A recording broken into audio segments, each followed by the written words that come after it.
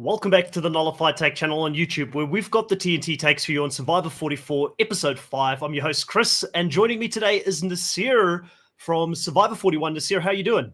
Good. How are you, Chris? Doing great. And this I'm is good, thank you. Podcast. We try our best. It's so great to finally meet you. I know we've spoken a few times back and forth on social media, but great to have you finally on the channel. You become the third official Survivor US player on the podcast. Oh, thank you. Thank you so much for inviting me. And I'm sorry, I know that we had some timing issues, but finally we were able to work it out. Thank you. Thank you so much for your patience. No, 100%. I think the audience, everybody would love to have you here. We've got a few familiar faces already in the audience. Chris, Andre Lee, Tom saying he's as confused as goat on AstroTurf. I'm sure you hear that all the time, Naseer. I do have a matter of fact, I do a couple of hoodies actually. It says I'm as confused as a goat on AstroTurf. Yes, I do. Yeah. Christian Gall all the way from Canada. Welcome back as well. So Naseer, Survivor 44, what's your take so far on it? Have you been enjoying this season? Are you still all in? I know you're a day one fan of Survivor, similar to myself.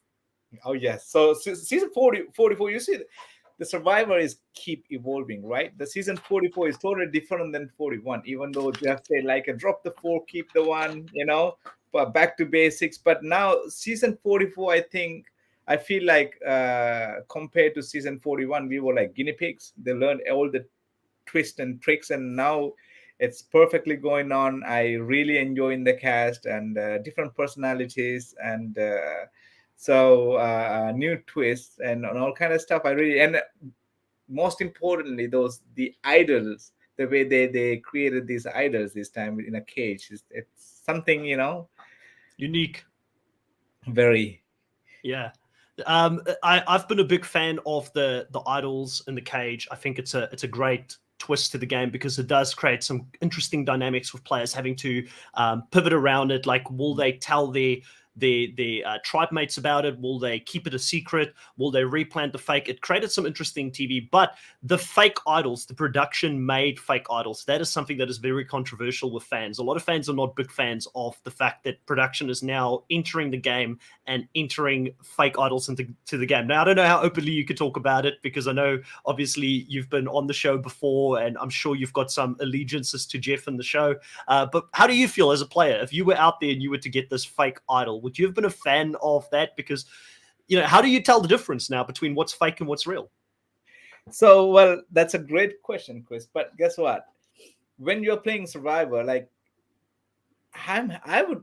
for me, to be honest with you, I'm okay with that. Of course, I will be very disappointed to go in, like, to a tribal council and trying to play if you're in a bad position. Then if you play, then it's all about fan, it's all about show, but at the same time it doesn't bother me, to be honest with you. I will go with the flow. I will enjoy and I'll be trying to get the real idol first so I can play the fake idol to someone else, right? Or to hide somewhere. Yeah, you got to adapt. You got to adapt to the game, especially the way that it is now. I think for us old school fans, the people who've not played the game, sometimes we hold on to the things that we love about the show and we're dear to the show. And one of my co-hosts for Australian Survivor actually said Survivor fans are very much like Jedi Star Wars fans. I'm not a big Star Wars fan myself, but I know that you can never fully, satisfy the Star Wars fans when the new movies come out compared to the old ones. They're not too happy with it. But some interesting parallels happened, I think, in this season, and we've been seeing it happen throughout the last couple of seasons now, where someone from the Soka tribe, a tribe that dominated the early stages of the game, ended up going home, and Josh here. And I find it fascinating that in the new age of Survivor, it doesn't look like alliances or tribe allegiances are really a thing there, because even in your season, you ended up leaving pretty early. You had who was the other girl that was in your tribe as well that left like right at the end of the merge? Sydney. So Yeah. So it looks like, what's your take on this? Like, what can you tell us about these tribes that dominate and then they go to the merge and they don't keep their numbers? It's crazy. That's why, because see, again, every single day out there is something new. It's always, and it's, we can assume what's going to happen, but it's always like at the end, it's always we are wrong. So I mean, what I'm trying to say, you can't just expect something going to happen. It's something always new. So at a certain point, I always kind of give up. Whatever it comes, I will go with the flow, right? That's what we did. And also the problem with, like, for an example, what happened with me, it's like, yeah, we had great alliances. Then finally, I was able to build the alliances with Danny and Deshaun, and then we went to a challenge. Then we were drawing rock, right? So it really, I mean, like, it's you have to have a little bit luck, I would say. So even if you're dominating on all challenges and you have an idol, and it doesn't go that way. So as I said, I mean, yeah, you want to play under the radar game, then again, that is really bad game to play. I mean, like, yeah, if you want to be out and enjoy the game, yeah, I would say I rather do that, because you can give everything what you have and you play like there is no tomorrow. So yeah, because especially season 44, they have seen repeatedly, right? Like season 41, 42, and 43, the same situation, same scenario, that they are doing the same twist, right? So they would be should be prepared for anything. And also, when you are your tribes, or the tribes are divided into three, because only six in one tribe, right? It's hard to hide anything. Yeah, And I agree. and the pace is like crazy. It's not like 39 days Survivor is totally different. If I understand, or if I recall correctly, they have to have a one immunity challenge, one reward challenge, one day to rest, where they can really get into chaos and all kind of fight and arguments. No, I mean, not physical fight. You know what I'm trying to say. So, but in 26 days survival, you don't have time. I get it. It's a lot shorter time for you to almost form even those bonds that keep you together, because you're only in the game for what, 10, like how many days, 10, 12 days before you get to the merge. So it's not like you've known these people your whole life. You're playing for your family, you're playing for people at home.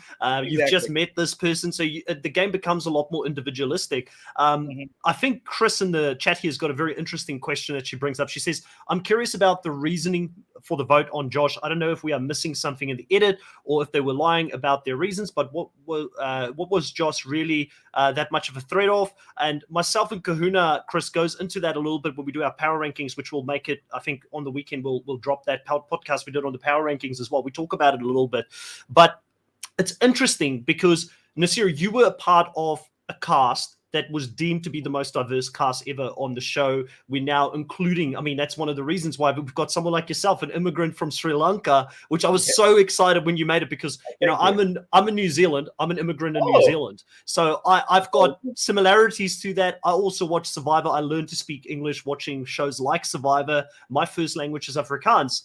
I may sound like I'm a first speaking, like my first language is English. It's not. My first language is Afrikaans. But this English is way better than mine. Thank you. I appreciate it. And your English is getting better and better as well. Like, the more you do these types of things, the more you get out there. Like, it's really good.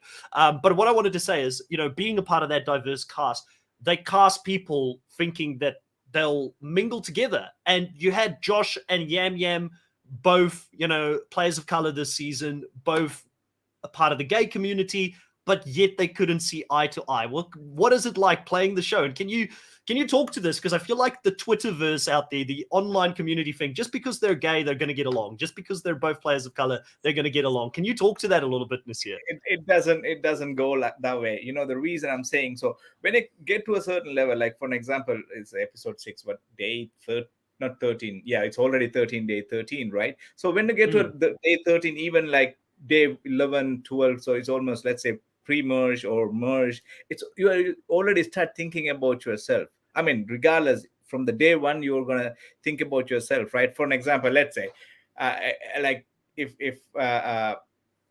like what happened in season 41, like Danny, Deshaun, and Shan and Liana, like if what I'm trying to say is, like, they want to have like minorities alliance together, try to win. It won't go that way. At the end, at a certain point, you start thinking about, no, this is, I'm playing for myself, I'm playing for my family. This is the only show you can manipulate, you can lie, you can do whatever you want in order you to get to that $1 million and to sit on final 3 and get to $1 million if you have the good resume, right? So yeah, I was expecting that. At the same time, see, when they go to merge, Jam and they had a really like a great conversation. I was thinking like they're gonna play, but at the same time, I know, because think about, like, already Caroline, she already talked about his fake idol, right, during the merge feast to Brandon and everybody. Then Jam, he knows that he lied to him. He lied to Josh, lied to everybody in that tribe. He was saying that he has an idol, but Jam, he's smart enough to know that's the chain or whatever, the beats from the tree mail stuff. So yeah, did they came together as a friend or try to make it a good alliance? But at the same time, no, he knows, Jam, no, he lied to him immediately.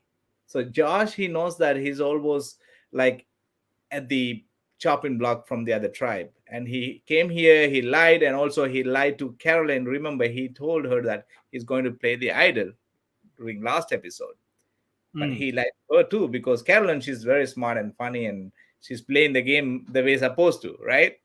I would say one of the best cast. I'm like, wow, I am super fan of her. Yes. Yeah. That's crazy for you as a previous player to also be a fan. You just know the level of, player she is. And I agree. I think when last if we had, I actually said it on the Power Rankings podcast that still needs to be released over the weekend. I actually said, I reckon she's the biggest casting they've had in the new age. And she's like Benjamin Coach Wade level, Philip Shepherd level type of, casting. And I say those two players as a character, but then she also isn't them, because she's also a better player than them, when it comes to, so you can get confused. You can think she's only a character when she's actually a good player.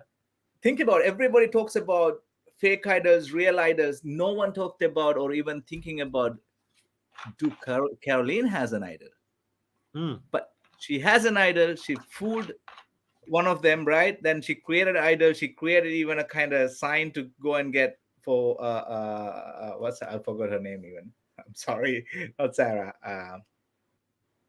Who went with the fake idol in her pocket? She was Sarah. Sarah went, and still nobody knows she has an idol. She's playing really a great game, and I love the players that who, when they found an idol and they don't disclose to anybody, that is the way it should be playing the game. Otherwise, what's the use of having a hidden immunity idol for your advantage, that you find the idol and you are telling everybody, hey, I have an idol in my pocket. What is the use, right?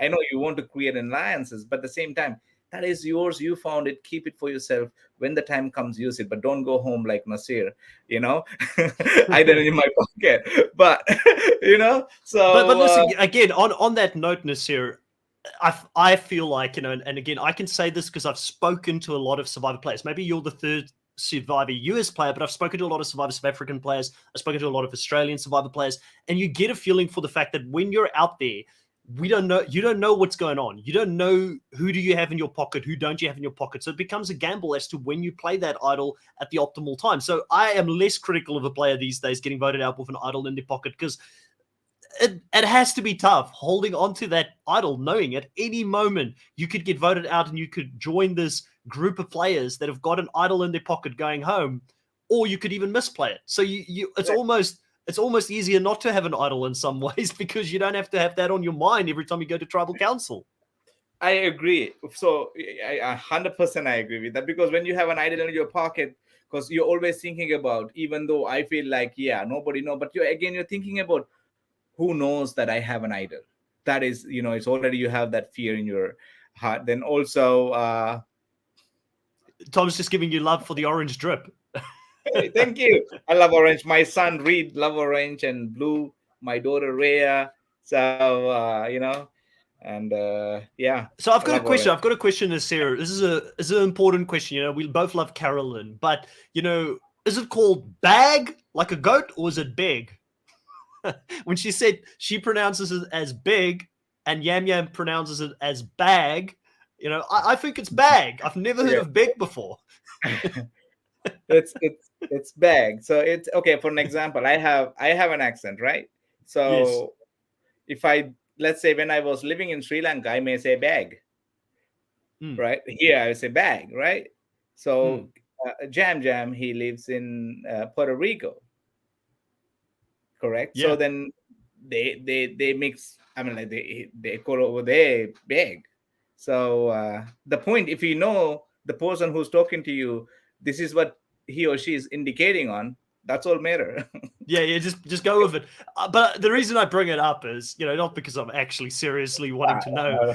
Obviously, being from South Africa, having lived in a few different countries, I've got an accent that fades in and out as well for certain words. But it's just a funny, great character TV moment. It's the thing that when Survivor fans say we want less advantages in the game, it's because they want to see more of this. They want to see more of the human moments. They want to see more of the time that you guys spend on the island. So we feel like when Naseer gets voted out, we feel sad about it because we're like, we got to know Naseer, the character, the person behind it, instead of having 10 or 15 new advantages. I feel like Jeff is really going down this line of we need to throw everything at the kitchen sink. The advantages that he's brought into the season, he could have had them sort of filter in over the next 5 or 6 seasons and just bring 1 or 2 in each season and give us more human moments. Like, what's it like watching the show afterwards as a player, when you've done the show and you feel like that the audience are missing out on so many great moments that you experienced out there because it's the game that you played and then there's the game that we see as the audience. Absolutely. See, do I love Survivor? Hell yeah, right? Do I love All of us all do. these? We wouldn't be doing this, right? We wouldn't be talking if we didn't. Exactly, right? But when Jeff told us or said that drop the 4, keep the 1, we are going back to basics, I was expecting, yes, this is what I love about, so like, yeah, the Survivor has evolved, but it's still, we are Survivor. We are in an island, right? That you have to survive, means you go find food, build your shelter. So you show the moment people go crazy, try to build a shelter or make, yeah, show the camp life the way you used to. The more time, yeah. But nowadays, as you said, it's so many twists and so many changes. Go there, come here, all those stuff. I think they can filter it down to a little bit, 1 or 2, as you said. We'll have more time. So yeah, I'm not against it, but at the same time, I would enjoy more if, like you mentioned, if we can, or if they can show more camp life. Well, there's 2 characters they've shown us a lot of camp life about, and these 2 characters just so happen to be in a showman's, and that is both Matt and Franny. Even in this episode, we see them holding hands in the shelter at nighttime. Matt saying, if it does get to the individual part, I might not be able to take you on the reward. Yeah. I feel like the cat's out of the bag at this point this year. Everybody knows that there's something going on there. Like, what is it like seeing a showman's play out on the island? As someone that's been out there, obviously you weren't open for business when you went out there. You were a taken man. But, what's it like as a former player seeing this showman's on the show? And how would you have dealt with it if you were playing with them?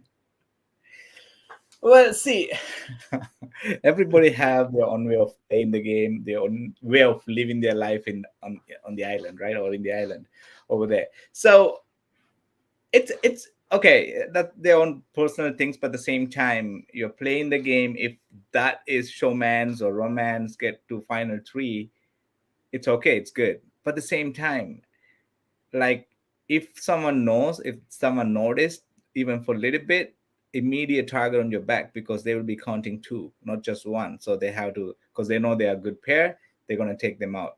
So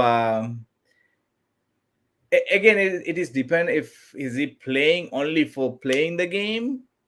That's a good way to play for them, but I'm not going to do that for sure. I'm not that kind of person. All right. So I can't speak for them on that, but I would say if that is what they want to do, I don't care. It's good. Do you If enjoy seeing this on the show? Do you enjoy seeing a showmance after so many? For I see a lot of people online, they really like the showmance. They're really into it.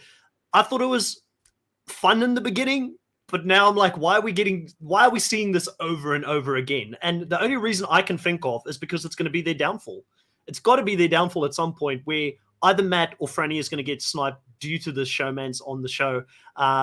And I'm happy for them. Like, I hope they do go and play the Amazing Race afterwards, or they go do something else that's exciting afterwards with this fame. But I kind of feel like Jeff wants to paint them as the new Boston Rob and Amber, you know? So I wouldn't be surprised if Naseer, you get the call to go back for a second chance season and Matt and Franny is out there with you.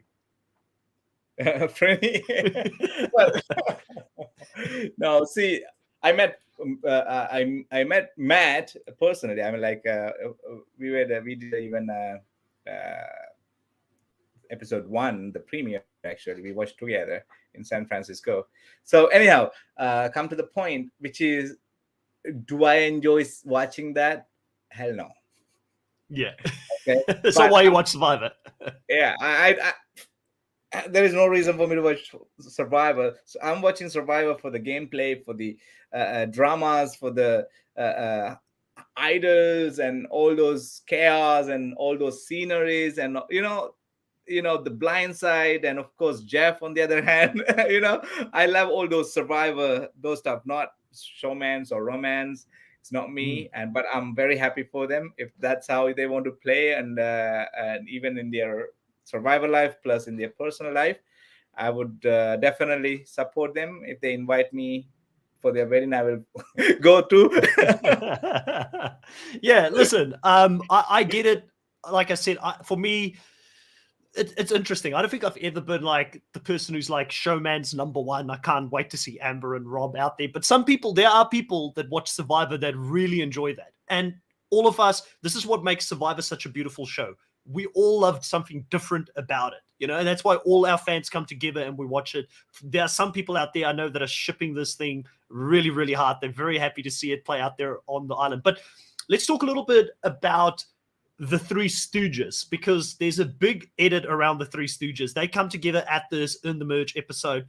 We see them at nighttime going and talking. I called it last week when I spoke to another fellow content creator. We've got Flynn Masters here in the channel as well that can't believe you're here. He's also a YouTube content creator on the channel. He talks about Survivor and about, I believe, MasterChef. I hope I didn't get it wrong. It's one of those cooking shows.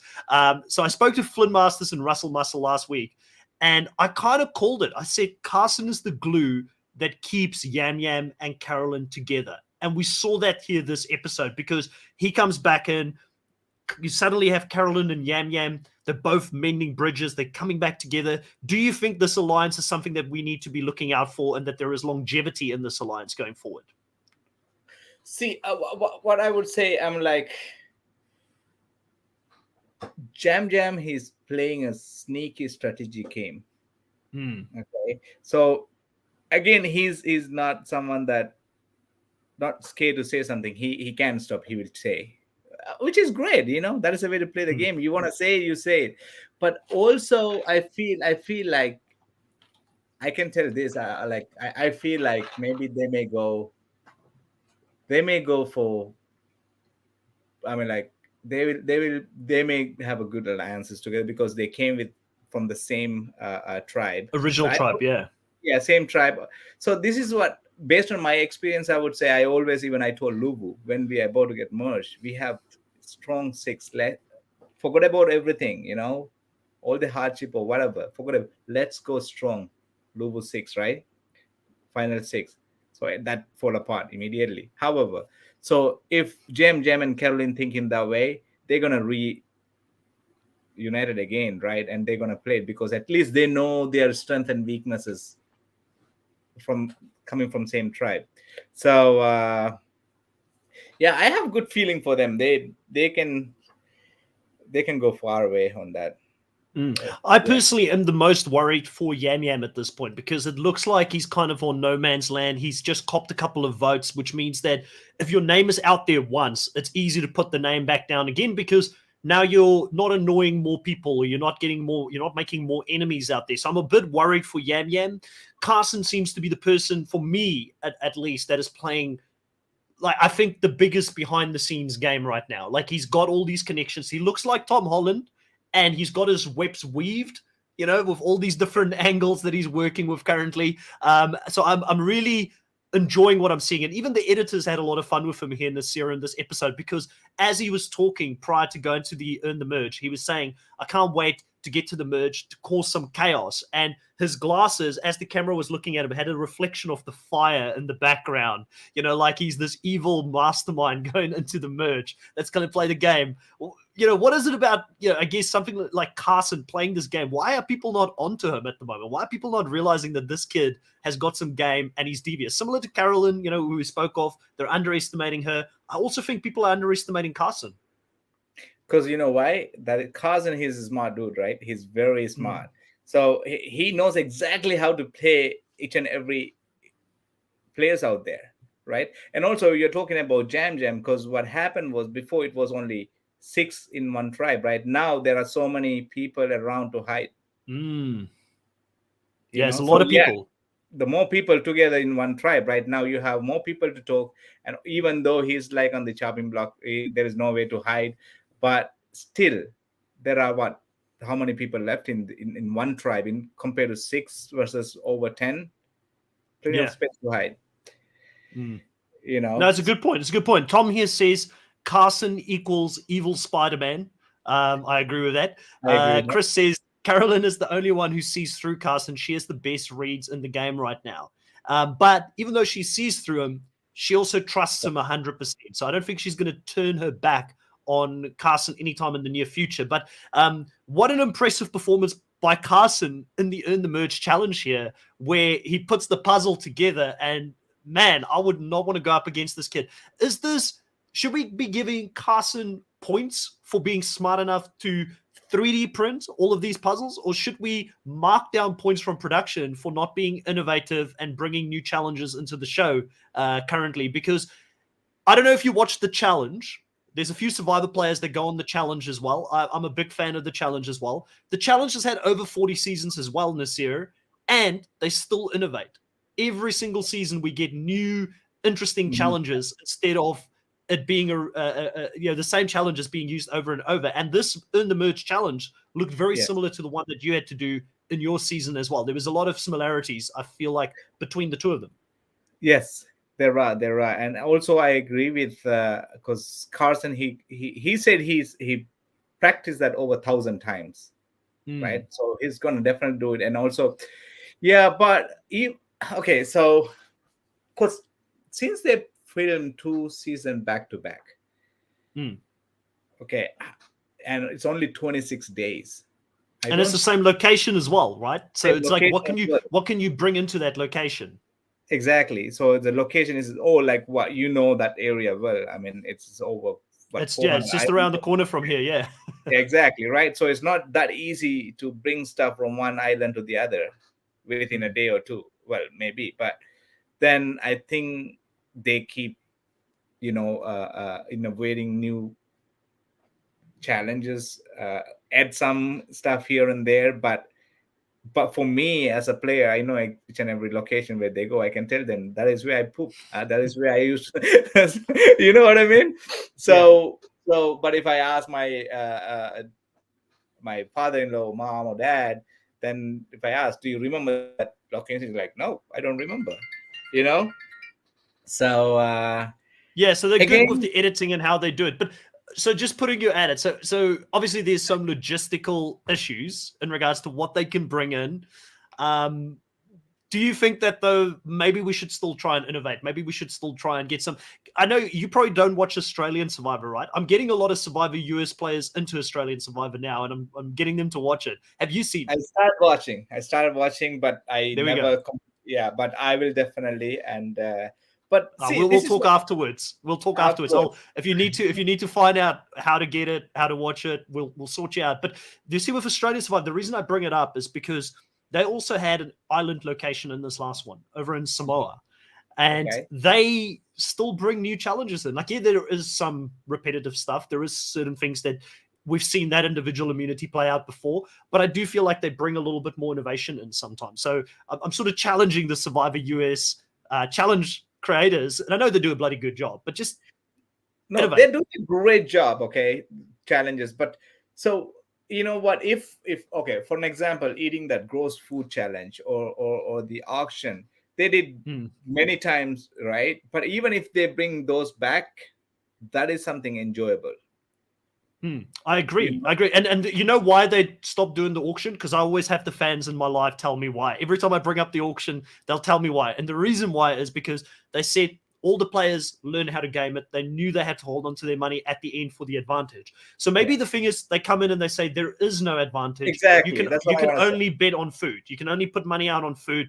Maybe that's a fun thing because we as the audience still love seeing people enjoy the food while they're out there. Like for me, I actually feel I don't like the earn the merge as much as Jeff, right? Because I feel bad for the half of the people that get to the merge and they don't get to have that merge feast, which was such a symbolic thing when it comes to Survivor. You want them all to be there together, this big group, eating, drinking a little bit too much wine or beer, maybe spilling some information they shouldn't be spilling. You know, I feel like we miss out a little bit. Not only does the players miss out, but we miss out on seeing some of these great food moments on the show.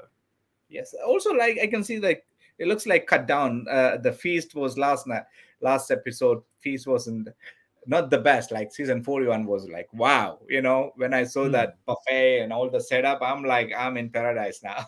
You know, so as long as they bring in Applebee's, Karishma would be happy. You know, if they bring in Applebee's, she'd be happy if she's there in the next Survivor season. But no, I agree with you 100%. I do want to bring up a comment here from Chris. She calls me out on the challenge. She says, stop it, Chris. The challenge doesn't have new challenges every season. And it's right. I mean, there is certain times where they use some of the same stuff, but they do innovate. And I really appreciate that. And I know Survivor can do it because you and I, Naseer, we've both watched Survivor for a very long time. And me personally, I could call it out. I'm not a player, so I won't let you call it out because I know you need to go back out. I want to see you back out there. I don't want Jeff to be coming at you, being angry because you called them out. But I will call it out. I will say that, you know, Survivor, to me, in some ways, are getting a bit lazy when it comes to the food being dumbed down, the challenges not always innovating. Let's just throw 10 challenges out there and hope people will find the excitement in that instead of the overall product. That's my opinion. I still love it. I call it out because I love the show and I want the show to be there until Survivor season 100, you know?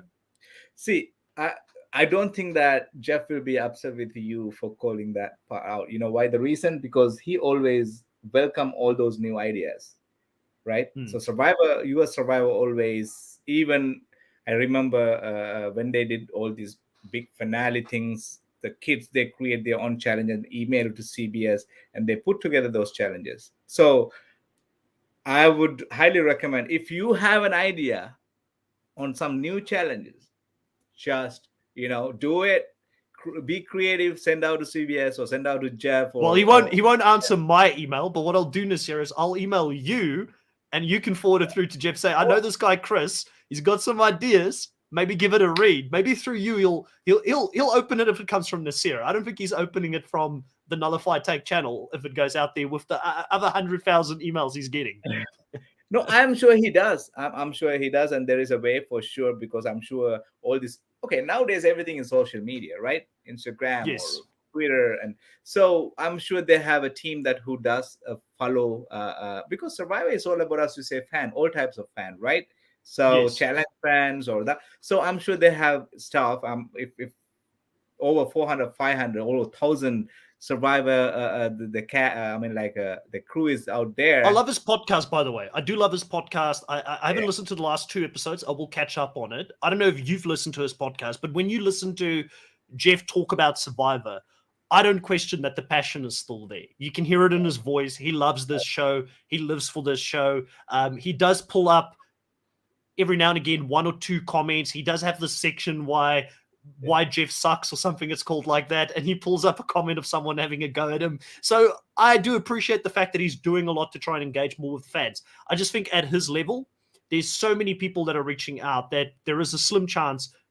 Not that I'm saying that he ignores them, but you can't listen to everyone. That little chance could be you, Chris. And again, I was saying when you say that Jeff has that passion for it, because okay, I know Jeff, right? We know Jeff. We met almost every single day when we were on Survivor, right? Like, yes, the way he described, the way he explained the games, the way he explained the challenge, you can tell how much he loves Survivor. Oh my God.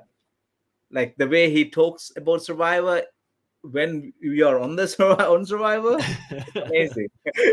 Really.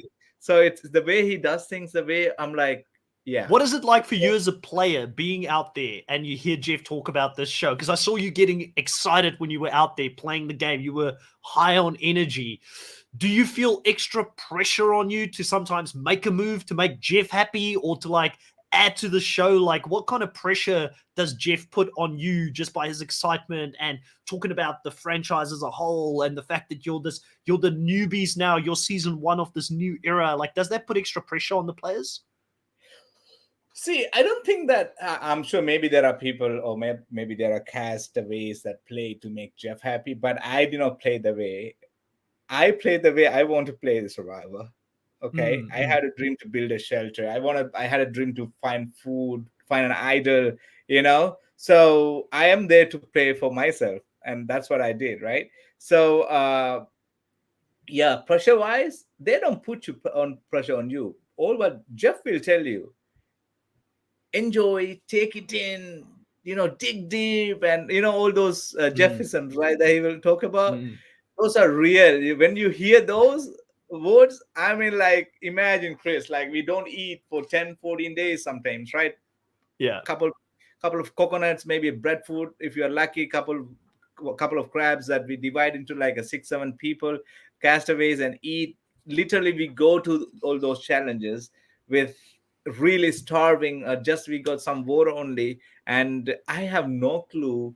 I tell to my family, my wife, my kids, even when we saw that challenge, right, when we walk in, come on in, right, when we hear Jeff's voice, and like, I have no clue how that energy comes, right? Yeah. Like, let's do it, right? Then after that, when you are in the challenge, then you are done. But you know that again, when he yelled at you, okay, Naseer, keep doing, you're digging deep, and that. Do you hear those things? Do you hear it when you're in the middle of a challenge? You can hear. Yeah. When you hear those little things, because he has to hear, right? And like, it will give you a boost, like, wow. Yeah. Crazy. Just while we're on it, I know we're a bit off topic for this episode, but I have to ask because, has Erica thanked you for her win, after you saved her single-handedly in that challenge that they wanted to throw and you ended up winning it? I think it was Deshaun and Danny wanted to throw the challenge and you single-handedly won that specific challenge, which meant Erica wasn't voted out of the game. Have you ever told her at the end of the season, like, Erica, if I didn't single-handedly win that one, you would have been in trouble? No, she called me right after that challenge. Actually, we had a chat. Then she thanked me for that, and we had, of course, she thanked me. And I say it tongue in cheek, but I mean, obviously, it was a very impressive performance because it's not very often that you see a team trying to throw a challenge and then the one person who's not in on it single-handedly wins it. That is Naseer, and that was not only the challenge they want to throw. The next one, the following one. So right. Yeah. So it was already they want to throw. I know we are kind of off topic now here. The following challenge also, like, okay, Naseer, hey, we try to throw. I don't know that they're gonna throw, right? But then they came. Danny approached me and said, we try to throw the challenge and let's throw it. We can get Erica out. Then I'm like, no, that looks really ugly. I don't want to throw a challenge. So I wasn't really supporting. Then I was thinking about, I want to create an alliances because I throw him under the bus when they were trying to find an idol. I told them so. We had a little bit broken relationship. Then I'm like, you know what, Danny, let's do it. Then I say yes. Then I'm like, until when we are strategy right before we will get a little time to strategize, right? So then until then, everybody thinks that we are throwing the challenge. Okay, even Dishan doesn't know he was on the bench on that day with Erica, and me, Sydney, and Danny. Danny look at me. We are throwing, right? Then Sydney look at my face. I said no. All right. So on that Yeah. challenge, Danny, believe me or not, at the end he did not complete the slingshot. He end up he played a game like, oh, he's super tired and he's like thirsty and he feels like, and I end up finishing that challenge all by myself, by the way. Well, it's So, interesting you mentioned Danny because obviously I'm watching the Challenge World Championships. He's over there right now with Sarah Lucina and Ben Driebergen playing in that season. And he's becoming my favorite reality TV star at the moment because we're seeing a lot of his attitude. We're seeing that champion mentality of if he's wrong or right, it doesn't matter. But what I like about him, he's his own man. He doesn't let other people dictate his game for him. And I think a lot of this was hidden from us as the audience on your season. Like I didn't see that Danny at all, but I'm seeing him out there now in the challenge. Danny, he's super nice. He's very good buddy of mine too. Now, of course, we are friends, and Yeah. one of my I would say one of my favorite person. There are many favorite people in on Survivor. Danny, of course, one of them, and we chat very often by text Yeah, at he least. just seems like a Yeah, straightforward guy. Like what you straightforward see is guy. what you get. What you see Yeah, is what you get with Danny. we share Um, the same bamboo. Like we have to on our shelter. Me and Danny, we share the same bamboo. He will be sleeping from the other side. I will be sleeping on the other end. So our legs each other, like then he snores and I snores. So Danny, yeah, he's and again he's a football player, right? It's No, all about. he's made for anything like this where in the challenge it's all about the competitions, it's all about winning daily Oh challenges yeah, and things like oh that. yeah, That is what he's made for, you know. So seeing him out there's been a lot of fun. I do want to come yeah. back to this season. So obviously we do get the two tribes split, or we get these two teams split, which means one half is safe, the other half isn't safe. What is it like reliving this moment now for these people going out there? This is now the fourth season that they're doing it, but your season, it was the very first season where you had to earn the merge and that people didn't necessarily make it and you didn't even realize it until afterwards when the hourglass was smashed. But I mean, coming back to this specific season, how do you feel about the fact that we've got this extra hurdle for them now to jump over? I feel like you'll be all in because you said, you know, you've got to adapt to the game the way that it is out there because the game is evolving, right? Yeah, it is game is evolving, but I can see it's totally different from season 41 to 44 compared to that. But see, it's a okay. Maybe I'm not giving you the right answer, but I would say No, there is no wrong answer, Naseer. This is only your answer. yeah. So it's like for me, yeah, I enjoy that because I know this is what's going to happen because that's what Mm. has been happening.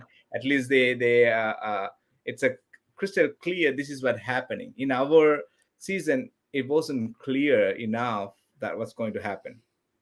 we we can all learn together. Now when we Mm. say there's a merge and there's people, they're gonna one half of this tribe going to sit down and watch them, they don't get anything. It's kind of like a mixed game, pickle game, survivor.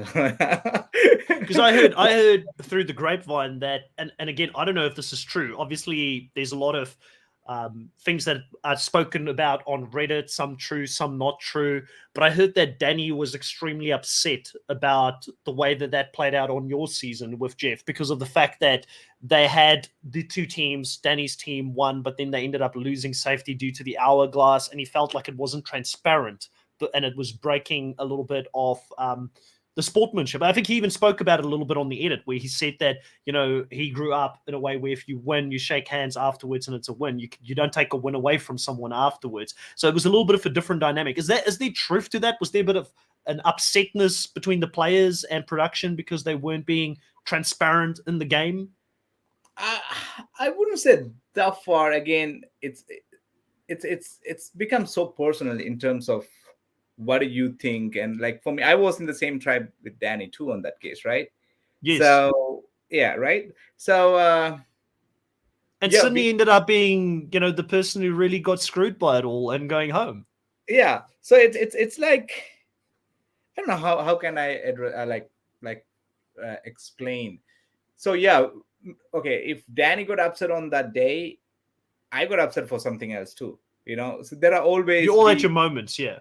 we have our moments. So again, we do have our moments, but at the same time, within a minute, whatever heck has happened, let's move on. Yeah, yeah, it's a part. You've got to adapt. It's the game that you've signed up for. Exactly, that's the right word to say. No matter what, everyone has their own movements, and again, that's not going to change. That is not the way to play, right? Things happen because you're starving, the deprivations, you're missing everything. Your family is not there. You can't trust anybody. You can't sleep. You can't snore. Then these things happen. Of course, you will be just like. Yeah. So, listen, you leave me without food for 24 hours. I'm the grumpiest person you'll ever meet. I get pretty hangry. So I don't think I'm probably not selling the case for getting me on the show, because, I'll be annoyed with everything if I don't eat for 24 hours in a year. I don't know how you guys do it. Well, at home, I'm like that. My wife say that, oh, if Naseer doesn't eat, he's grumpy. Go eat or take a cold shower.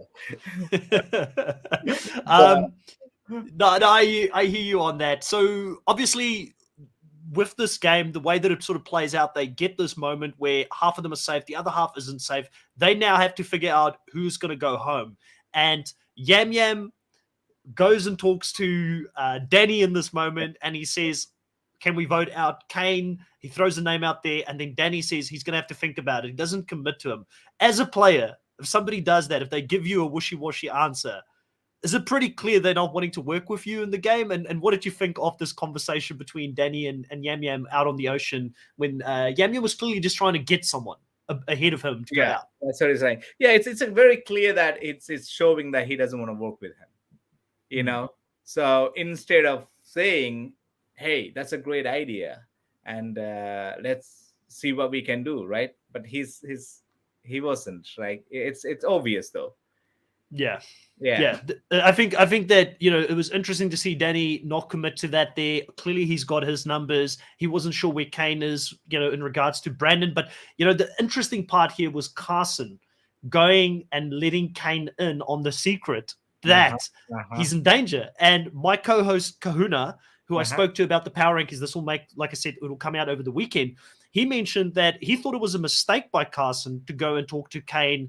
And I said, I thought it wasn't, because he was trying to get Kane in as an alliance member, sharing information. That's how you build trust. But he brought up a valid point. He said, well, doesn't it show that he was not that concerned about Yam Yam in that position? Because if Kane wasn't the second vote, Yam Yam was always going to be the second vote in that moment. Exactly. What did you think of this gameplay? No, I agree with you, because I don't think it's a bad idea for him to share with Ken, because he wants to build trust, because at the point they are now already in merge. But the other reason, but Danny, not Danny. So having a conversation with him, and then that meant that Yam Yam would potentially be in danger. Yeah. Because Kane ran to Brandon, and he immediately confronted him. Exactly. So, and also think about Jam just joined this tribe, right? So, correct me if I'm wrong. Kane and Brandon, they are in the same tribe. Yes. So Kane betrayed Brandon. Well, he looked at it as a betrayal in that first episode by voting for him, and then Brandon had to play as idol. So there is a bit of mistrust between the two of them. Yes, they do. But I think Kane, he's like a, I don't want to call middleman, but he's playing a very smooth game. If you feel that, right? But now he's trying to. But Carson, he's smart player in terms of how he shared things, the way even react to things. Not like Caroline though, but his reaction is different to this. Low key, very low key. Very low key, and even though he's smart, he's not showing that he's really smart, because they know it will be a threat, right? So. It's kind of complicated, but at the same time, this is why I think Carson's playing a good game, because he's playing a complicated game. I would be more than, okay, everybody wants to win, right? That was the reason I was there too. But at the end, only one player win, right?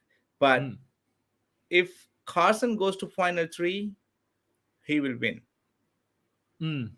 I see it. The only problem I have, Naseer, and this is where I want to pick your brains as someone that's played the game before. I had Mike Turner on the podcast maybe 2 or 3 weeks ago, and we spoke about this with Mike, and I said, Mike, I think your problem, because in Survivor, your weaknesses become your strengths, and your strength becomes your weaknesses out there. And I said, I think the biggest issue was you built such deep social connections with people. Everybody wanted to be your friend. When you got to the end, people felt more betrayed by you than what they did by other players in the final three. Does Okay. Carson run the risk of being in that same boat where he's building these great deep connections with people? Everybody wants to work with him. They look Okay. at him as like their younger little brother, and he gets to the end, he betrays them. That people will be hurt by that, at the end game. What do you think about that potentially? Because you said if Carson gets there, he does win. Is the counter risk there that he's playing maybe too good of a social game, and that could actually come back to bite him? You've been on the jury. What does it feel like? How difficult? Because we as fans, we don't play the game, right? We look at it and we're like, the jury shouldn't be bitter. They should always vote for the best player. But when you're out there and you're struggling next to this person in the shelter, you're starved for food, you're going through almost like this military-like experience, you bond at a different connection, at a different level to what we as viewers can appreciate. Yeah. Maybe you hold on to things a little bit more when you get to the final if someone that you really trusted betrayed you in the game. Oh man, see, winning Survivor, let's put this way, winning Survivor, it's not all about physical or mental game, or it's all about how you get there at the end. Again, still you have the opportunity, how you gonna convince the jury, right? So then as a juror, right, I was sitting on the juror, we don't know what happened in the island or on the island, right? I don't know what's the right way to say, on the island. Yeah, we don't know. We know that we go and sit there, then they will come, then they will, only the thing that we know what they talk in within there, right? When Yes. they ask questions. So all the behind the scene, whatever happened, the challenge and talking behind the well, we don't know that. So we will be able to vote for them at the end based on how they build the resume, then how they're gonna answer our questions. Like for an example, I went to the final tribal council. I don't know that I did not I don't know to whom I'm going to vote at that time. So I told them like, hey, my vote is up in the air, but if you can convince me, if I get the right answer, I will definitely go with that person. Because Yeah. yeah, because we don't know, because all they came together to tribe.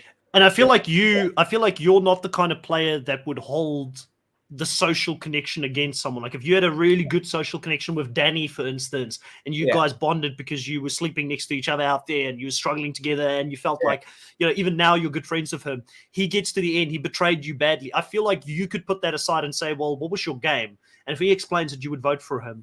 But yes, everybody, I think, reacts a little bit differently. Everybody has got their own criteria on why they would vote for someone. How often in the jury villa in Ponderosa do you openly talk about the game together and try and piece information together as to who's the best player in the game? Is there like almost podcasts and debates that are happening on the Ponderosa table there, or is that something that you try and keep it to a minimum and you just try and enjoy your time out of the we game? yeah, we don't talk about the games in Ponderosa. Oh All right. no, no way. I did not talk to anybody because it won't fly that way. Because the reason, first thing first, you don't want to talk about because you are already out, right?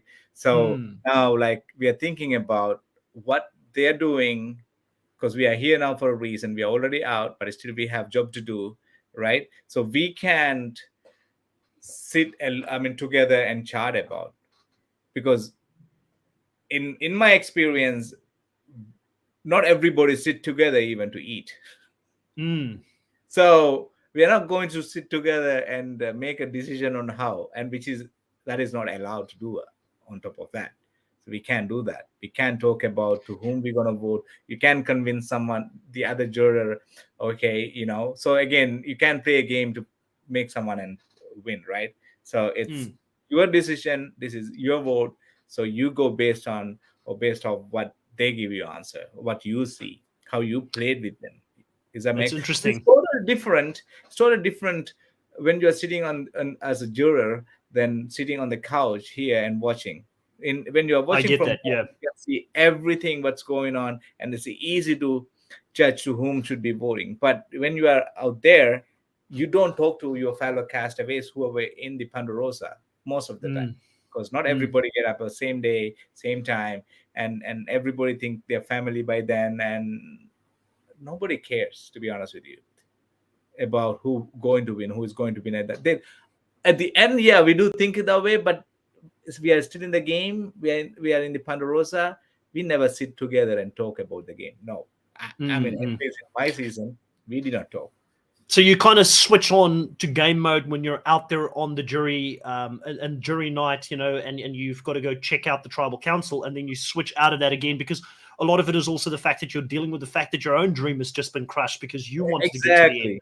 You're kind of like dealing with your own internal struggles. Yes. So it's interesting. And what you bring up, I think, clarifies a lot of what people online have thought in the past. Now, your jury experience could be different to season 40s or season 38. Okay, you can only talk about what you experienced out there.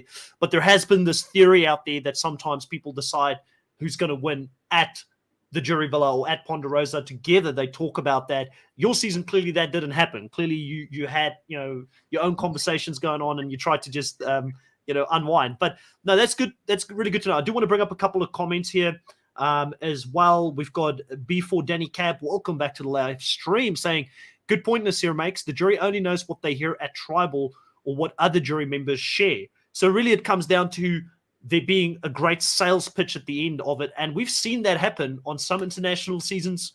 We've seen that happen on some of the Survivor US seasons, where I think someone's gone into a final tribal, not necessarily the favorite, but they had the most coherent story from beginning to end that they could tell to the jury, where the jury was like, wow, I didn't see that game, but it sounds amazing. That's the type of game I would want to vote for. Because that's what it is at the end of the day, Naseer. It's a sales pitch at the end, right? You gotta convince people.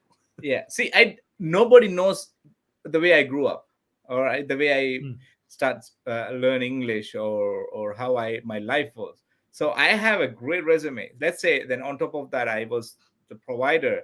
Okay, I was winning challenges. Let's say I didn't win any individual challenges, right? Still, I had a great resume. I could have win, because it's all about your sales pitch at the end. Well, listen, Naseer, that's why I'm excited to get you to watch some international Survivor, because there's one specific season telling you your mind would be blown by this person getting to the end. This person was a big fan, got to the end, played a very under the radar game. And sometimes people would have said that they probably embellished their end tribal council a little bit and oversold their pitch to the jury. But the jury ate it up and they voted for them, because the game doesn't stop until Jeff decides who wins. So you could still add to your resume. It doesn't even need to be true. You could add to it. The jury doesn't know. Exactly. That's what I'm saying. Like, for an example, I was talking about I mean, again, think about it. You can lie, right? You can lie. So when you're doing a sales pitch at the end, you know that, right? If you're a super fan playing a game, then do the sales pitch, put some lies. I don't have to lie because I have good resume, but I don't want to keep saying that. If I go back in the future, I'll be the huge target immediately. Well, there's so many. I think the good thing for you, Naseer, is that I think personally, and I'm not just saying this to blow smoke up your ass because you're on the podcast with me. I think you've got a very unique character. Like, there is only one Naseer that has ever played the show. Sometimes it's a good thing when people are like, they say, oh, you're like Coach or you're like this person. But in your case, I'm like, there has never been a Naseer that's played the game before. And that is really interesting, because that means when they look at a cast again, they'll be like, we need Naseer because he is a unique archetype within the game that we need to bring back. So I think you've got a good chance. And I'm not just saying it because you're here. And here's the other good thing, is that there have been players since you that have got the biggest target on their back coming back, because they've played such great games and the edit has shown those games, that I think that, I wouldn't say you're not a threat, but I wouldn't say you're the biggest threat. You're kind of in the middle, which is where you want to be, I think, personally. Absolutely. Yeah. Because they want to at least keep me until the merge, so I can feed them, right? And can win challenges to get to, so you don't have to go and sit on tribal council. Oh my God, I hate that. I rather the Naseer and Roxroy alliance. That's what I want to see. I want to manifest the Roxroy and Naseer alliance if you guys ever go back out there again, because Roxroy was also a provider. I loved Roxroy, by the way. I think he was such a great character. I don't know how he would be like to live with out there, but I'd be game for that, Naseer. Hey, I would play with anyone. Trust me. Yeah, you're not going to say no to any alliances, right? We had before Daddy Capia saying, are there any alliances within the jury to try and sway others to your chosen player? I think we kind of answered that. And we can only speak to Naseer's season, right? We can't speak to any other seasons, but Naseer already said Yeah, that didn't happen on your season, right? No. No. Andrea Lee saying Australian Survivor 1, aka 3. You know exactly which season I'm talking about, Andrea Lee. We need to get Naseer to watch that season. I think just as a Survivor fan and a student of the game, I think you would really appreciate the journey of the person who goes through that season and how they win it. And big fan, really big fan, has watched all of Rob as a podcast, has watched all prior to going out there, probably learned quite a bit of tricks by just seeing how they analyze the show and who had the best final tribal council performances and things like that. And even New Zealand Survivor has had a winner that I believe in their reunion show had like an Arab t-shirt on. Yeah, so like Arab is everywhere, man. People know. The community is big out there on the online world. So let's have a look here. Back at camp, what other interesting conversations happened? It basically became a conversation where we had a very short conversation between Lauren and Heidi in the game, talking about where they were going to vote. At this stage, I feel a little bit confused by both of those ladies in the game this year because Lauren seems to be very close to Brandon and Heidi seems to be close to Danny. That's kind of where those foursome, I think, fit together. But I feel low on both Lauren and Heidi at this moment. Maybe I shouldn't because we know that in the new age of Survivor, even if you don't have a big edit, you could still win the show. Is there hope for both of those ladies in the game? Do you think that, they could still go on? I mean, is the new seasons of Survivor evidence enough that a player that doesn't have a big edit can still win the show from here on out? My wife, believe me or not, my wife asked me the same question last night. Well, luckily you rehearsed it with her, so you're prepared for it now, right? Or are you still not prepared? So, to be honest with you, again, as you said, that you don't have to have a great edit in order for you to win Survivor, right? Still, there are a lot more to be played, so maybe they're holding on to it. But I don't know, onto them, maybe they've been, I don't know, maybe they're going to win every single individual challenge. We don't know, anything can happen, right? So that's a good part of keeping Survivor secret or secrets, right? So. Yeah, but see, always they call what purple edit or whatever edit they call, and I think maybe they may moving forward. They may get more camera like edits, or they may get some more confessionals. But again, I don't know the reason. Okay, I don't know the reason why they haven't. They had. I think for me personally, the fans get really annoyed by it, and they're like, "Why does everybody not get shown?" But I kind of this is one of those times where I give Jeff and the editing team a pass. They only have 40 something minutes of actual runtime.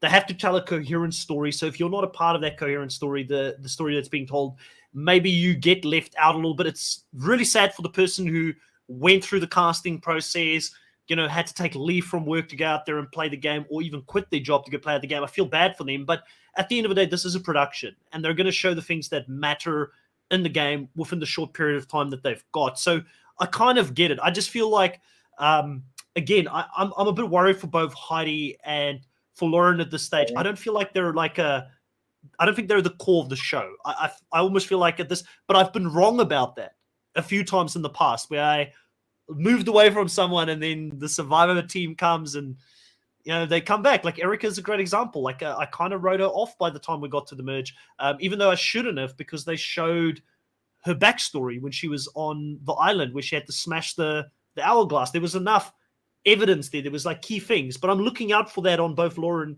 and Heidi, and I don't feel like I've got that backstory yet or anything that's connecting me to them. See, I can okay, I could be wrong, and I'm not trying to say anything bad about anybody or the gameplay about the gameplay. What I'm trying to say is here, for an example, Lauren, when she found that idol, she not the idol, when she went on that journey, came back with an extra vote with her, right? So at that time they showed her actually, but I would say based on my experience, if a castaway just doing nothing and just sitting, I some days I used to do that because you're exhausted, just you're sitting out there, you don't feel like you don't want to do anything, then it has to be filmed 24/7, right? Yes. Yeah. So for an example, again, I'm not saying anything wrong here to anybody, okay? I'm taking myself here. So if I sit in the shelter that we built for a long time period over there, and it's still your camera person, they have to capture everything, right? So it's boring. Mm. Well, if you go try to find an idol, or you go trying to fish, or you go try to climb a coconut tree, or you do something, or try to Dislocate your shoulder, for instance, like Matthew this season. yeah, That's going to get shown. yeah, and or something, convince people, try to Yeah. get an alliance. So you keep doing something, then it's something interesting to show. That's what the fans wants, right? Mm. Fans, they don't want to see Naseer sitting in one place, for example, right? I'm saying. So I think as a players, survival players, when you're as a castaways, I would recommend, when you go out there, just enjoy your time. Don't just try to stay in one area, not to move around. And of course, again, there are so many spiders, so many snakes, and all kind of stuff. Yeah, sometimes it's scared to go inside, but you are out there already. You are on survivor. What you are worried for?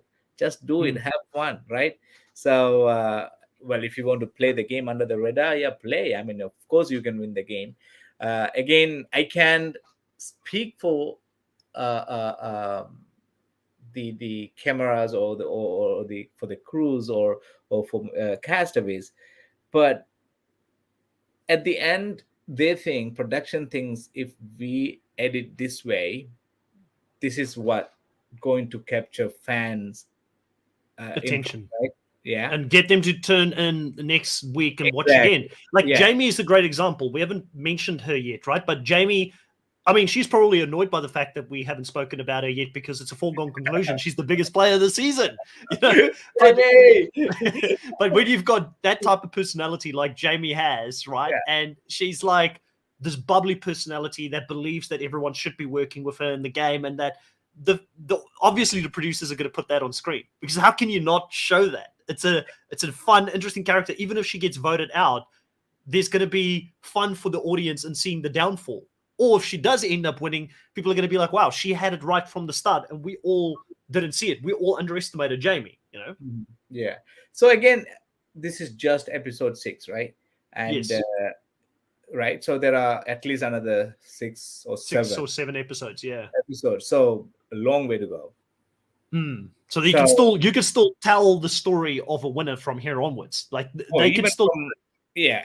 So the last episode going to be 3 hours, right? Always the Yes. finale, right? So that's literally 3 episodes actually. Mm. So this is just the beginning, 30% of the season. Just so now, talking about things, you raised something in my mind. I know happens all the time when I talk about Survivor. I like to talk about the show as a whole, the direction that it's going in and stuff like that. But as a fan, I miss the finale parties. I miss seeing everybody go back to New York or wherever they are to get them over there. Like for the new players that have played this game, like I know Jeff likes it being done on the island because it's better for the budget. It's easier, it's cheaper to do it there. It's a lot of the decisions they're making, it seems to be in that direction. But for you as a player that didn't get to experience that, like, do you feel like you missed out a little bit from Absolutely. seeing that, after party, and also just, to decompress and think about your game, because you can't have a clear mind about it when you haven't even seen it play out on TV yet, and you haven't had those months to sit back and reflect on it, right? Yeah. So see, I really missed it. Not a little bit, a lot. Going to a finale, going with your family, and taking your family and because okay, think about this way. Yeah, the jurors and everybody knows immediately. The fact I like, they announce a winner in the same area. So even if you win or no lose, you come home with peace of mind. You don't have to wait another 6 months to find out who's going to win, right? That you will have the fear or the doubt, even though you played good game, right? So I'm happy on that. Okay. So the other part where I would say, like for an example, pre-jury, pre-merge, and all the juror and of course the winner, they'll be always know better. They will have time to talk even before or after, whatever, right? But the players that you already gone, because they're not staying in the same Ponderosa, same resort wherever we stays, right? So we don't have the opportunity to talk to them.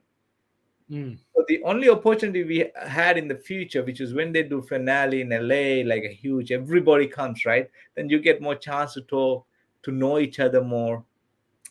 Does that make sense?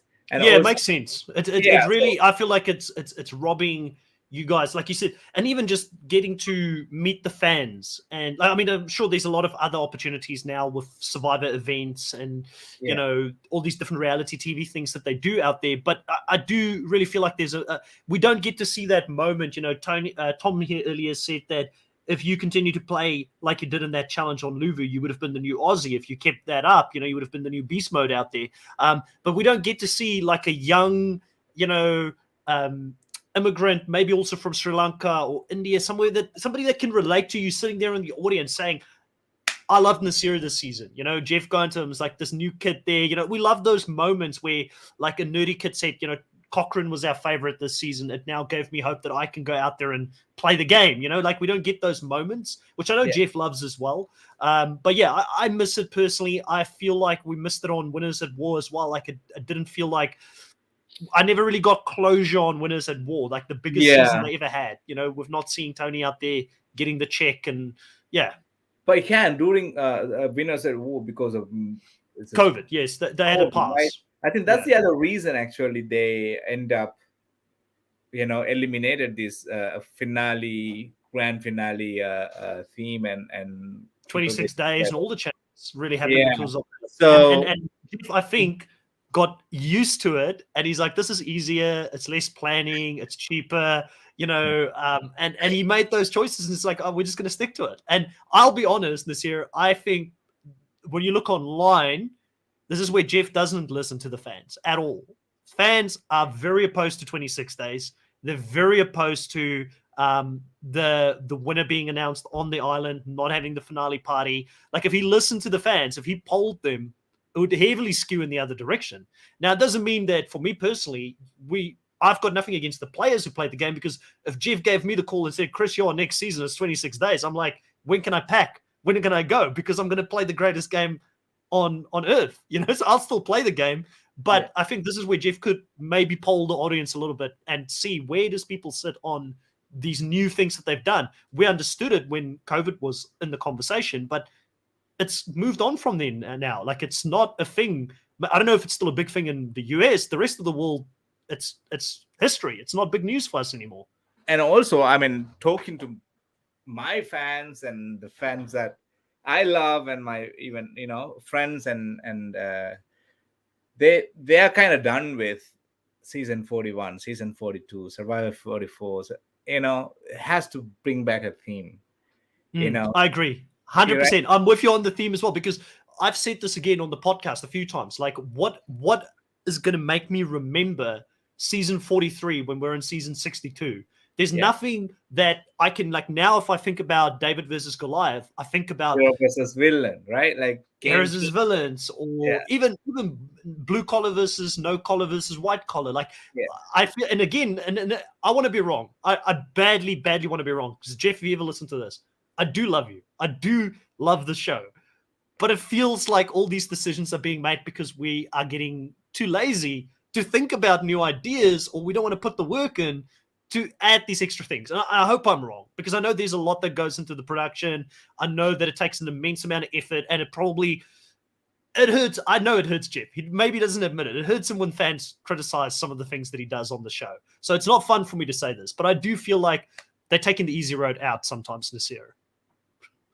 I can say it. You don't have to comment on it if you don't want to. No. See, hey, I can talk it. I mean, like, it's not because I don't want to get you in trouble with Jeff. You know, I want him to pick up the phone.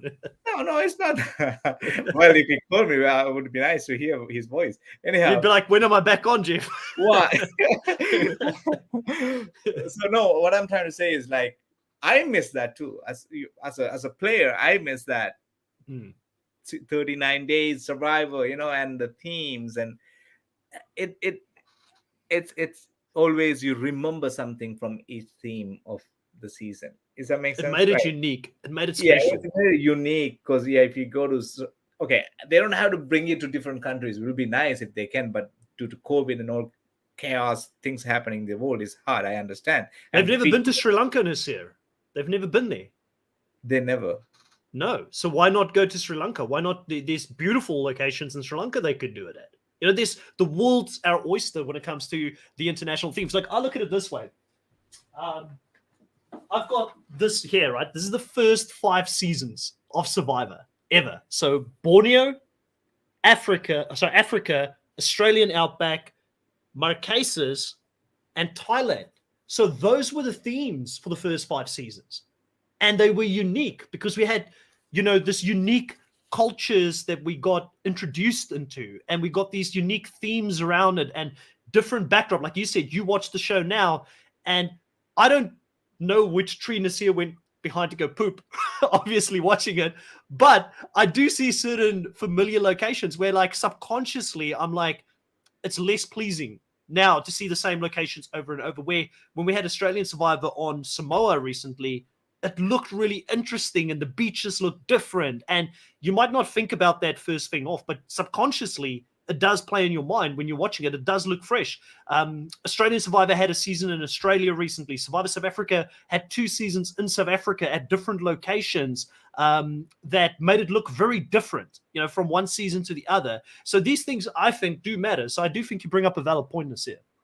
Yeah, I agree. And that's what I want. I want Survivor to go back to 39 days. I want this finale to come back, and and if they can change location, would be nice. But of course, if you ask me, do you like Fiji? I love Fiji because the reason it's similar to Sri Lankan lifestyle, right?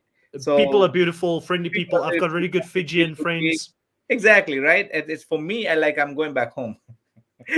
I can see it. Yeah, so I enjoy it. I love the sceneries. I can find food that I can just, by looking at, I can tell, right? Oh yeah, this is edible or not. So for me, it's, of course, is a good advantage over there. But for the viewers, for the fans, well, as a player, we are playing for the $1 million, right? Yes. Fans, they are something like hard. And you can see both sides because you were a fan before you were a player, right? You watched it for many years before you were a player. So now you've got that interesting dichotomy when it comes to thinking about both sides. As a player, this is what you like.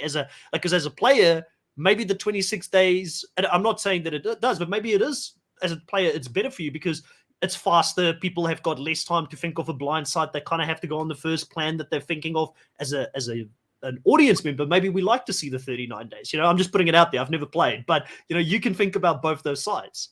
No, so I think 26 days was okay. When season 41 was perfect time because you had to quarantine before you do that. Season 44, I think it is time to go back to 39. I know, Jeff. Then then I want to play both. 26 and 39. Then I want to compare which one is better. No. I like the fact that you bring that up because Omar said the same thing. He said no one has played both, so no one can really say. And I think personally, Jeff, let me pitch for a second here. We go into season 45. We've got so many great players that have not come back to play the game again from season 30 to season 39. Heaps of, in my opinion, superstars that have not come back.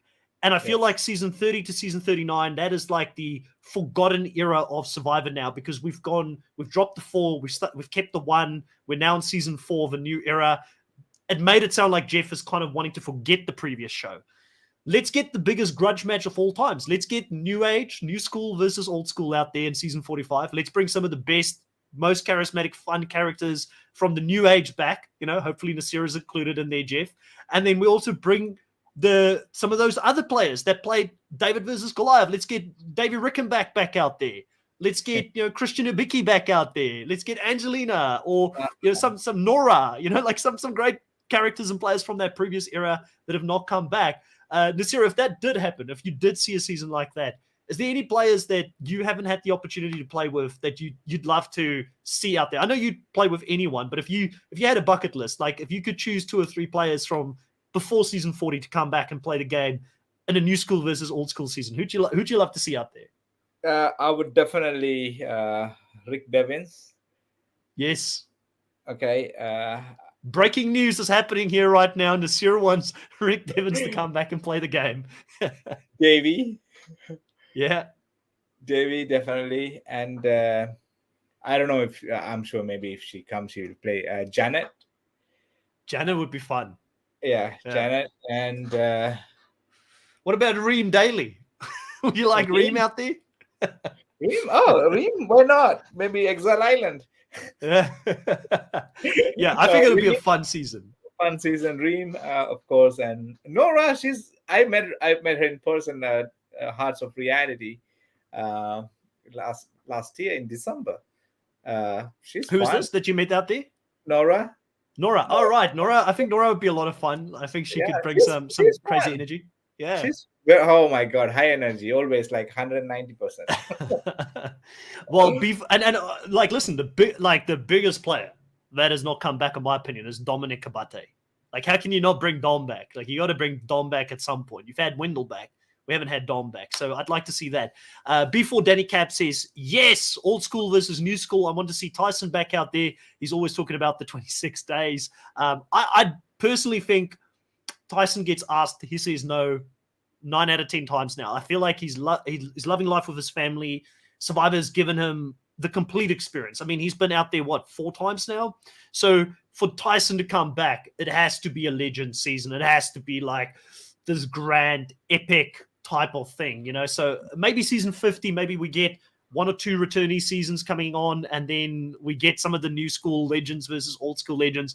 Like, I'm here for it, but I do like that theme of old school versus new school. Andrew Lee here says, ask Naseer about the 3 times 6 tribes at 39 days. I don't know what you mean by 39 days, but I'm personally not a big fan. You've played that.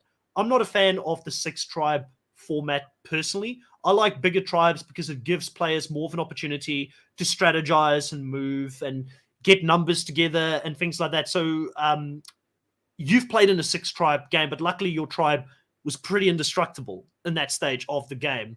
What's your thoughts on the 6-person tribes? I don't like it because there's nowhere to hide. And on top of that, so if you divide the tribes into 3, right, then you don't get a lot of, like, for an example, that's what happened for us. Like, we've been winning all the challenges, then we don't get enough airtime. Even though we had fun, we had some chaos, crazy moments. And you had the winner in your tribe, and it's another reason why Erica was so under-edited, because you guys kept winning. Yeah. So if it is into 2 tribes, all those edits or the crew will be focusing only 2 tribes, right? Not 3. So there are more stuff that they can show, mostly camp life. I agree. You know? And also there's this online debate right now. Last season I was like, it's noise, because you hear a lot of noise online. Sometimes I just post and ghost and don't let all the negativity get to my head when I see online comments, because you can get that out there. But a lot of people were talking about the fact that, in this new age with the smaller tribes, it really is bad for females in the game as well, because a lot of the times when you look at it, you've only got 3 men, you've got 3 women. Biologically, I know people don't want to hear this, men are more physical in most cases, and a lot of these challenges are obstacle courses, so they want to try and keep the tribe strong, which by proxy means that women get voted out a lot more in these smaller 6-person tribes compared to bigger tribes sometimes, where maybe that doesn't become a thing. Now, I'm not saying that men go out there on purpose to do that. It's just biologically, when you look at it, females in general, they won't have the same strength that men has, but then they've got other strengths. The problem is just it's very basic 101 strategy that takes place in a 6-person tribe sometimes. So I feel like that has also skewed the numbers, especially in the last 2 seasons this year. We've had a lot of women go back to back before the merge. No, I agree with you, because it's kind of it's it's obvious. I know it's sad to say, but at the same time, I can put this way. For the fans, when you're watching again, it looks like that, but when you are, let's say, even 6, we always talk about, right, physical challenges until the merge, we need to stay. Then when we lost a challenge, then I don't feel that way, because for me, when I look at a survivor player, like, let's say 18 castaways, right, everyone has their own gameplay. There is a reason why they are on Survivor. So everyone's goal is to win the $1 million, so they know there's something. So I look at every single player as, they can beat me, they can. So I never underestimated anyone over there. Yeah, you can't, right? Because you never know what strength they've got and potentially could bring to the game. Exactly, right. And I'm sure they're hiding too. For example, Carson, he's not telling who is he in his personal life, but he's very super smart, but he's playing very low But game. surely people know now. Like they got Yeah, it after he killed this puzzle. Like if they don't yeah, know that he's super smart, like then exactly, what are they right? doing? Yeah. So again, as I said, you need to have a little bit of luck, Hmm. right? If not, Survivor, it's hard to win if you don't have luck on Survivor. Yeah, and Like, sometimes these trends. And listen, like I said, I don't want to believe it the first time, the first season. People started talking about that. We've now had 2 seasons in a row. It doesn't mean anything. Next season we could have 3 tribes of 6 again, and we could have a bunch of men go. Like it really Survivor. That's why we've had different people win the game. We've had the jock alpha male win it. We've had the under the radar females win it. We've had yes, the alpha females win it. We've had everyone, like the everyone. nerdy guys won it. Everyone's won it because of Yeah. the fact that if you play this thing out 100 times, it's the interpersonal skills and the small things that people are saying and doing, and do you vibe with someone? That alone could be a reason why someone gets onto the out. And then also some of the players have been kind of screwed by some of the twists. Like Maddie was voted out in the beginning because she had the votes, but she was idled out. Sarah was idled out by the twist of Josh going to that tribe with an idol in the pocket. So luck just didn't, like you said, luck didn't work out for some of them. So it looks bad on paper, but it Mhm. isn't necessarily that is what I'm not trying to say that's what the players are thinking out there and that's how they're voting. But yeah, it's Survivor is a complex game, is what I'm trying to get at. It is Very complex game. And very we could talk about it for 3 hours and still not come down to the bottom of always what something happens to here. talk, you know. Yeah. No, I mean, like, this is, yeah, again, it's Survivor, you know. Even as a player now, I'm like, I feel like I'm learning a lot from these new seasons, including my season, that watching back. Sorry, looking at playing the game is different than the watching the game. Even your game, your a season, right? So I'm like, whoa, I did this mistake, I did that. So you had to learn from those mistakes, right? So I'm learning a lot, like you all. I'm a fan now, even though I was a player. But if I go play, whatever I'm learning from these games now, these Yes. seasons, of course, I will try to incorporate those, whatever knowledge that I gain from these people towards my in my gameplay when if Yeah. in the future. So yeah, it's always something new, and as I always say, it's always something to learn. And again, yeah, you have to have a little bit of luck, which is, I don't believe in luck, but I think after playing Survivor, definitely you need to know you have to have a Yeah. little bit of luck. I agree. I agree. As we're sort of closing it off here, I really appreciate your time tonight talking to me about this. Who do you have your eye on right now in the game? If I'm hoping you haven't been spoiled. If you have, try and keep that in mind. If you throw somebody out there, but who do you have your mind on at the moment that you're thinking? I mean, we kind of alluded to a few players that are playing a good game. Who do you think, if you had to put some money on someone playing the best game right now, based on what we've seen so far, who do you think is going to win the show? Okay, let's come to the winning part later. If you ask us, Okay. I had to put money on someone who's playing the best game, I would say Carson playing a great game, Carolyn, okay, and Yes. Danny, he was playing. I mean, he's playing a great game until, I would say, when they went to the feast, Carolyn and Brandon and Danny, then Carolyn was kind of left out. Like, she knows that she's gonna talk to everybody about that, right? Yes. Right. So otherwise, Danny was playing a great game. I'm sure he may come back and play, and so for me at this moment, Carson and Carolyn. Yeah, I actually see it exactly the same as you. I think Carson and But Carolyn's in the driving seat. I don't know if they're going to win that, because I'm sure people did think the same way when I was out there, right? Yeah, But or Jesse and Omar, like both people thought they were going to win, and then they ended up getting sniped. exactly, and like, exactly, that's true. Like Mike and who's I forgot his name. On your season, No. With Mike Turner and Mike Turner and Omar. Yeah, Jonathan. man, Jonathan. Oh Jonathan. my goodness, Yeah. Jonathan gonna hates me for not remembering his name. That's all right. Yeah. So Jonathan, all right. So I was expecting Jonathan to win that fire challenge, making fire. So Mike won, Yes. but Mike gonna hate me for that, saying that now. Anyhow, Yeah. like as you said, it's a complex game, right? It's hard, and then I was thinking Mike going to win. Nobody thought that Gabler was going to win the game, right? Nobody knows that Erica is going to win the game, right? So 100%. exactly. So we can tell Yeah. like he's playing a great game, he's going to win. No, there is no way. I don't know. Maybe Laura is going to win. We don't know.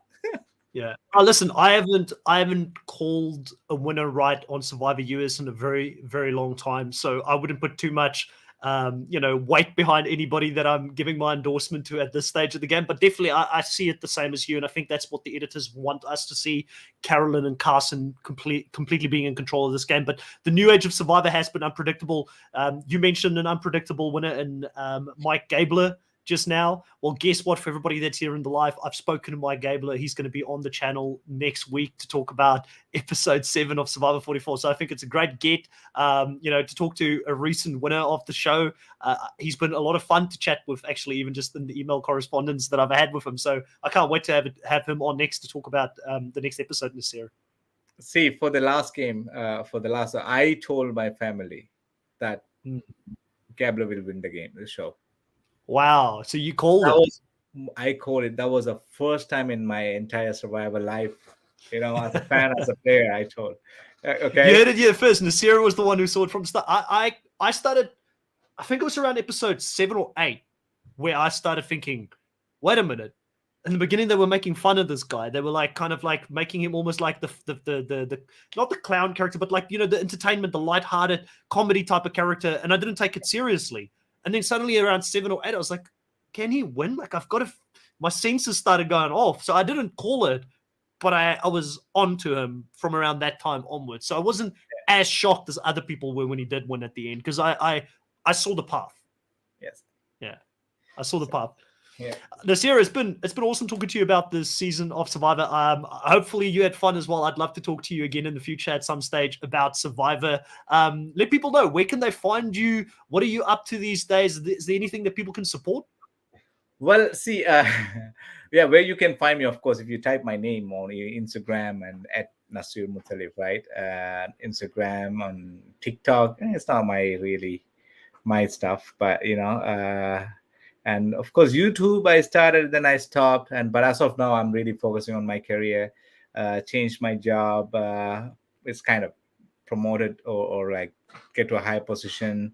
Doing great with family, having a great time, and it's hard to do everything, right? Like doing your job, doing the online persona and all this kind of stuff. But if you ever need like any advice, and I'm sure Survivor Now podcast is also here in the live saying Naseer is such an amazing person, great guest, we'll never meet more genuine human being. I know you're loved within the Survivor community, but if you ever needed any advice with YouTube, you want to get back into that, I mean, I'm not massive. We're on our way to 2,000 subs now, so we've worked at it for about, what's it now? Coming on to about 1.5 2 years almost of podcasting.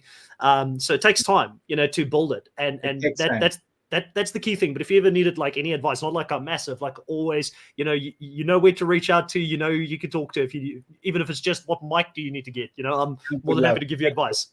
Thank you so much for the offer. I really appreciate. I may in the future, but as of now, I said I want to do it, and I'm really, I think that is what Naseer about, that is but I know it's coming, and I like those adventure and listen, Naseer, I'm putting all the good juju out there. We're seeing hopefully Naseer back out there on Survivor season 45 or 46. Hopefully we get a returning season. Hopefully Jeff makes the right decision. A vote for Naseer is a vote for the fans, because we love you. So hopefully we get to see you out there. And obviously I'm biased because you've been on the podcast now. I've met you, and we had a great chat about Survivor here for about 1.5 hours. But Naseer, has been great talking to you. Everybody in the live, thank you so much for being a part of the show. Thank you for asking questions. If you got to this part of the podcast, please consider subscribing to the channel. It's the best way for us to build credibility. So when I reach out to someone like Naseer, luckily he wouldn't have cared. Even if I had 80 subs, he would have been on here. But it does help with getting other Survivor players to come onto the show, because they actually take the show seriously. And I want to bring a lot more Survivor players onto the show and talk to them, because it's great to have the balance between a fan's perspective and a player's perspective. It helps educate the fans about what goes out on there, and it just brings a different perspective to the show. So, please consider subscribing, hitting like, hitting the notification bell, so you can be informed next time I go live. Also, look out on the weekend. It should be around Sunday. We will have the power rankings. This is the first power rankings for this season dropping, with myself and Kahuna talking about that. But for now, grab your torches, head back to camp. I'll catch you guys next episode. Bye. Thank you.